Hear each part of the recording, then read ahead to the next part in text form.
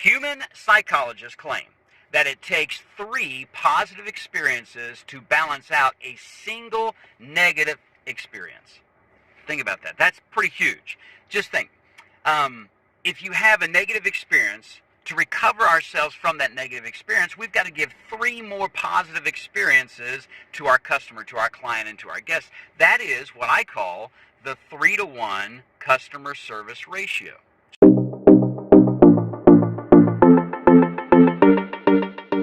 Human psychologists claim that it takes 3 positive experiences to balance out a single negative experience.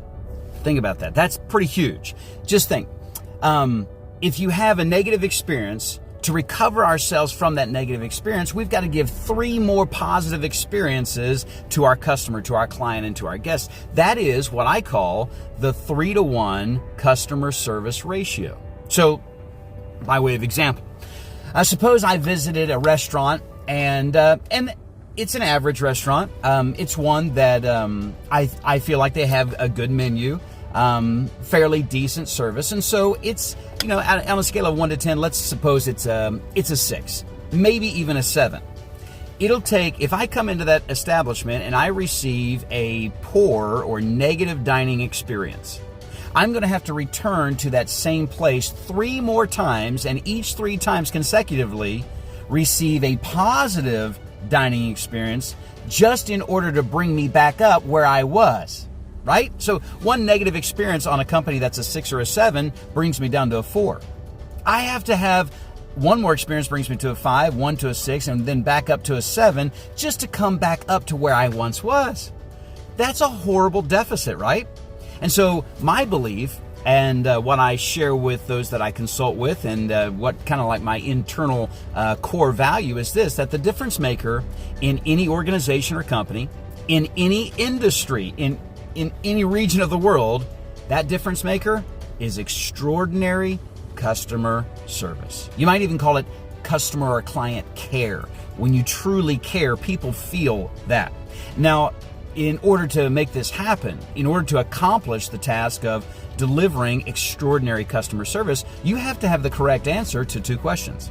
The first question is this: how can I get it right consistently?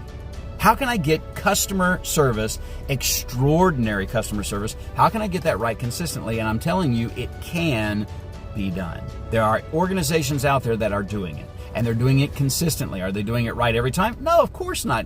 Humans are messy. But they are consistently achieving extraordinary customer care. The second question that you've got to answer is not only how can I get it right, but when I get it wrong, how do I recover? So that's the second question. How can we recover when we get it wrong? I didn't say if you get it wrong. I said when you get it wrong, and you are going to get it wrong. We're going to make mistakes. Obviously, there's some customers that we're never going to be able to satisfy because they're not our ideal client. Okay, you just got to dismiss that.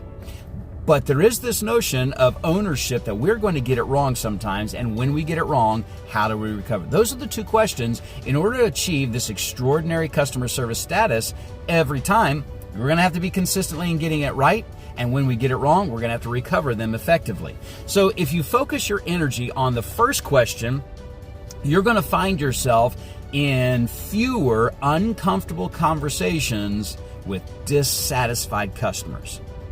Now remember this, it is those little disciplines in life, repeated consistently over time, that will lead to the greatest achievements in your business.